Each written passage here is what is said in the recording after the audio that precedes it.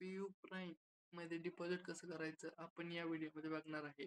तुम्ही app open केल्यानंतर तुम्हाला इथे प्रोफाईलवर क्लिक करायचं आहे. प्रोफाईलवरती क्लिक केल्यानंतर ना डिपॉझिटवर या ऑप्शनवरती क्लिक करून पुढे यायचं आहे. इथे $50 मिनिमम डिपॉझिट असल्यामुळे आपण इथे पहिल्यांदा $50 डिपॉझिट करणार आहे.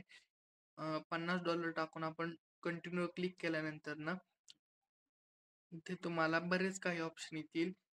तुम्ही जर लोकल किंवा यू-पी-आय बँक यू-पी-आयने पेमेंट करणार असाल तर तुम्हाला इथे यू-पी-आय प्रायमरी या ऑप्शनवरती क्लिक करायचं आहे. यू-पी-आय प्रायमरी ऑप्शनवरती क्लिक केल्यानंतर ना खाली पे नाववर क्लिक करून तुम्हाला असा काही इंटरफेस येईल. आता इथे पूर्ण व्यवस्थित व्हिडिओ बघा.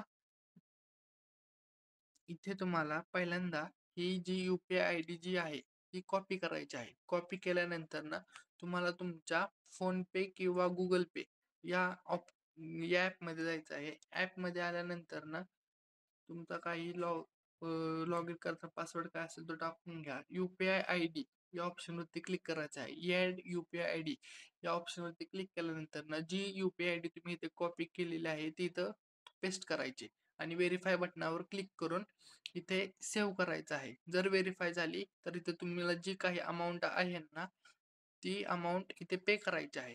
पेमेंट केल्यानंतर ना तुम्हाला पुन्हा ॲपमध्ये यायचं आहे. ॲपमध्ये आल्यानंतर ना इथे मेक पेमेंटवर क्लिक करायचं आहे.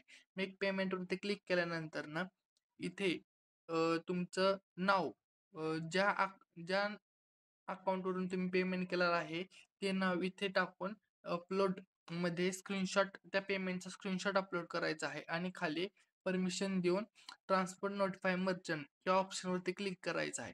असं प्रोसेस केल्यानंतर ना मॅक्स 2 ते 3 मिनिटाच्या आतमध्ये अकाउंट पेमेंट तुमच्या आयडीवर होऊन जाईल. धन्यवाद.